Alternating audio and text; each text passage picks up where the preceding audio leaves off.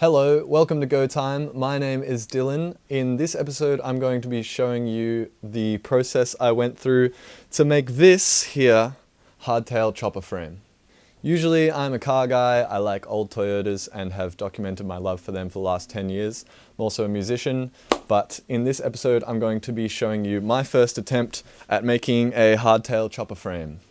This bike was originally a stock bike, sort of in pieces, very kindly, generously gifted to me by my friend Tom, Happy Hour Garage on Instagram.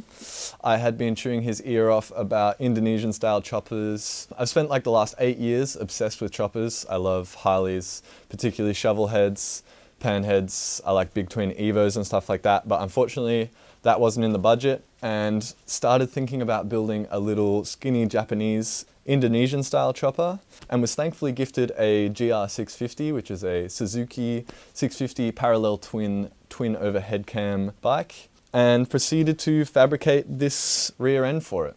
The bike originally looked like this. I then proceeded to chop off the country bars and the rear seat brackets and dick around with trying to figure out what length and height I wanted the bike to be. Took some measurements off a Harley shovelhead hardtail frame and landed on a design that I thought would be sick and just got straight to it. This is one of the biggest projects I've ever taken on, and I'm definitely not a fabricator. I have a tiny little MIG machine and that's it, and I have about 8 square meters of space, but I thought, screw it, I want it, I'm gonna do it. So this is me fabricating this hardtail chopper frame for a Suzuki GR650. Hope you enjoy.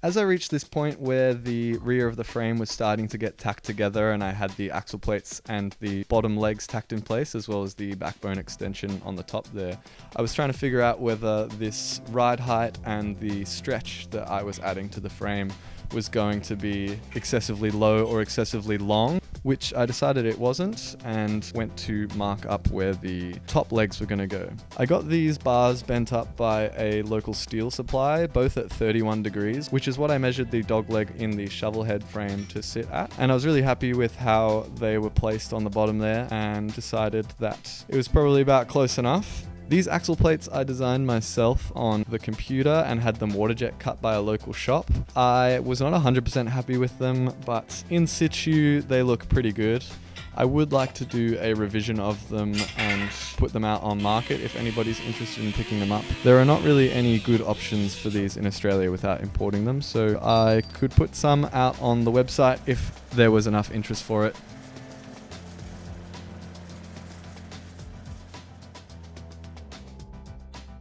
Unfortunately, due to it being a really long time since I've filmed a video, I did not film everything completely adequately. So you can see in the background, I did tack on those upper legs, but I did not film it. So here I am working on the front end. Something that's super important for the look of these choppers, especially these Indonesian style narrow choppers, is the front ends. They've got to be super narrow and they've got to be pretty cleaned up. I've got two options for trees at the moment. This is one of them which has inbuilt risers in it, and I have another option which is the stock GR650 ones, but they have this one problem where they kick the risers back towards the rider, which looks really ugly. So I'm trying out chopping up these. I've got no idea what they're from. I'm just cleaning them up to fit the ape hangers that I have lying around, and currently I think it looks pretty good, but I would really like to do a custom top tree for this set of trees, because these ones are really nice and narrow and they've got a really clean lower tree, and wouldn't be too difficult to copy the geometry of this tree that I have here and make it again with the same riser placement as a set of Sportster trees. I've always found my favorite style of tank to be this kind of Sportster style tank, and especially the smaller ones. So I ordered one up and it just didn't look right. And the other option I have is this little 4-stroke bicycle conversion tank, which seems silly, but every time I put it on, I feel like it looks better than the Sportster tank. The Sportster tank looks just like super cringe. I just can't put my finger on it. So that's why I've got this tiny little tank at the moment. Can't figure out what I'm going to do. Maybe like a Wassel sort of peanut tank would look cool, but that would mean that would be my 4th tank I've bought for this bike. Tell him that I'd travel back in time from that moment, right? I don't know why.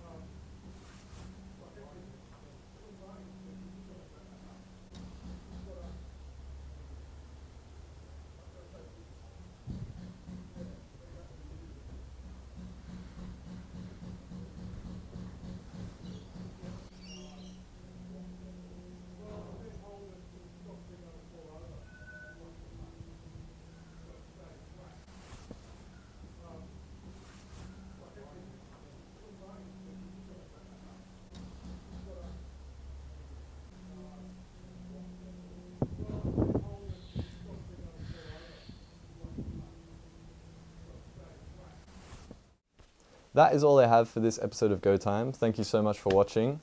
I hope you can see the vision with this bike. I'm really, really excited to get it done.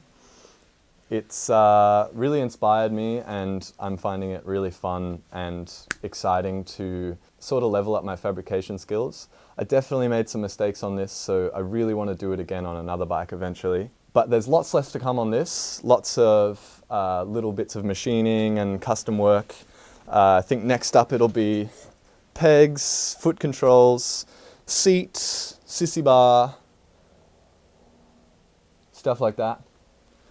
So lots left to come, so stay tuned for that. Thanks heaps for watching. I'm Dylan, this is Go Time. See you later.